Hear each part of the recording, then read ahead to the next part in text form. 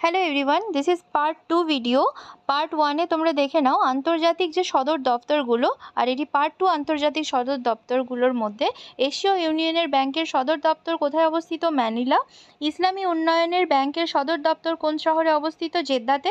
World ব্যাংকের সদর দপ্তর কোথায় অবস্থিত? ওয়াশিংটন। আন্তর্জাতিক আদালতের সদর দপ্তর কোথায় অবস্থিত? হেগে। IMF এর সদর দপ্তর কোথায় অবস্থিত? Washington DC.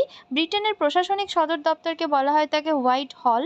PLO এর সদর দপ্তর হলো রামাল্লা, ফিলিস্তিন। IAEA এর সদর দপ্তর হচ্ছে ভিয়েনাতে। WHO এর সদর দপ্তর হচ্ছে জেনেভা। FAO এর সদর দপ্তর হচ্ছে রোমে অবস্থিত। বিমস্টেকের সদর দপ্তর হচ্ছে ঢাকা।